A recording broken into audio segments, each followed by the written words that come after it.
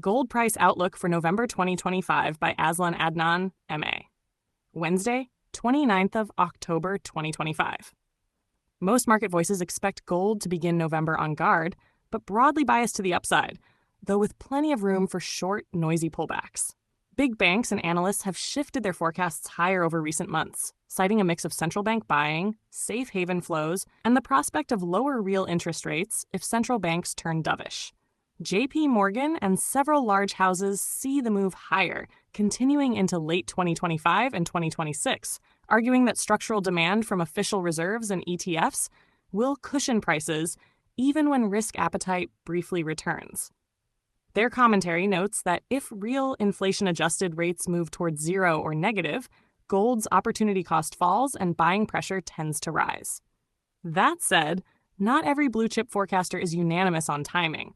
Some strategists emphasize that recent volatility, including sharp one-week reversals, is a reminder that gold's short-term path will track headlines.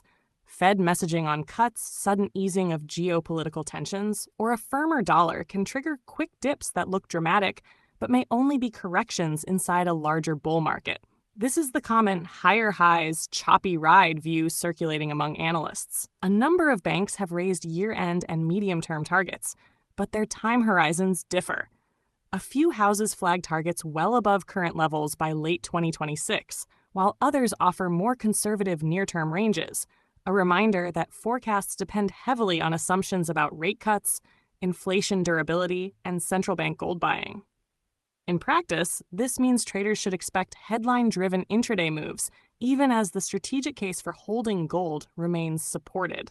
Market commentators who focus on technicals and flows point to two practical considerations for November. First, the Fed's communications and any new data on inflation or payrolls will be front and center. Gold tends to spring higher on clearer signals of easing policy. Second, ETF flows and central bank purchases have become mechanically important. Sustained net buying from these channels can limit downside and create snapbacks after selling. In plain terms, expect continued interest in gold as an insurance asset through November, but don't be surprised by sharp intraday or week-long corrections. If rate cut talk accelerates and the dollar weakens, the next leg up could come quickly. If the macro picture brightens and rates stay higher for longer, gold could pause or retrace before finding a new base. Analysts broadly recommend positioning that tolerates volatility, either dollar cost averaging into holdings or keeping some dry powder to buy dips. If you want the concrete headlines to watch in early November, Fed speeches and U.S. inflation prints, any surprises from China on trade or growth policy, and weekly ETF flow reports. Those three will be the triggers that convert a cautious bullish bias into either fresh buying or a short, sharp breath in for the market.